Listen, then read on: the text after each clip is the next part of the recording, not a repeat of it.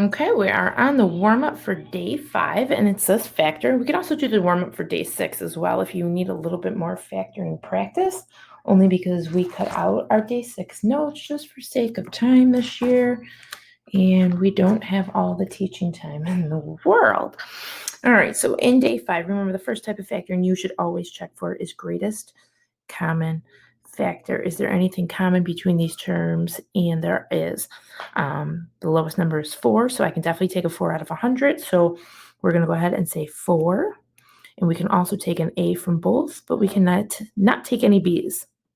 All right, so what's left then? B to the 6th minus 25.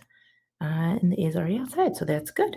However, if you notice right in here, good math eyes will tell us that that's a difference with the subtraction and of two perfect squares. 25 is perfect, and remember anything with an even exponent is perfect.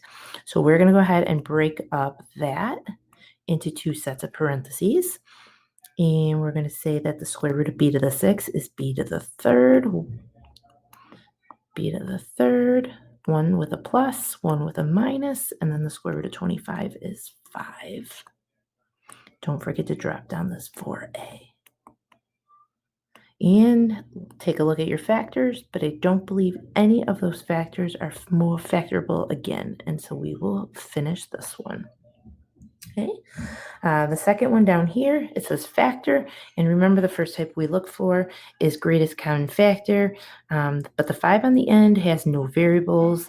And I can't take a 3 out of 5. And I don't think I can take any numbers out. Not a D2PS, doesn't have the same format. It's not a trinomial.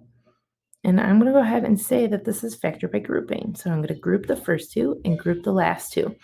Out of the first group, we got to look at the biggest number, that 48 and 80. What is the largest number that goes into 48 and 80? And I'm thinking 16 goes into 48 and 16 goes into 80.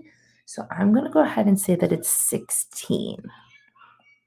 I can also take an x squared out, and left over would be a 3x minus 5, which I can tell I'm in good shape.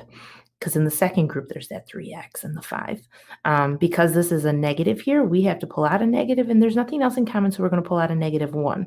Left over would be a 3x, and I'm going to need a negative here, so the negative I pulled out with the negative here will make a positive, and then the 5. And again, with factor by grouping, those have to match. And so we'll write 3x minus 5 as our first factor.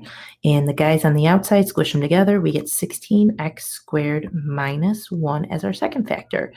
And I would say we're done, but I noticed something. With my good math eyes, that's a difference of two perfect squares right there. And so we're going to go ahead and factor that. The square root of 16x squared is 4x. One followed with a plus, one followed with a minus, and the square root of 1 is 1. This other factor of 3x minus 5 just comes down. And scope out our factors, but I don't believe any of our factors can be factored again. And so this one is finished. Okay, we'll see you on day 5 notes, which also is a large review of our factoring.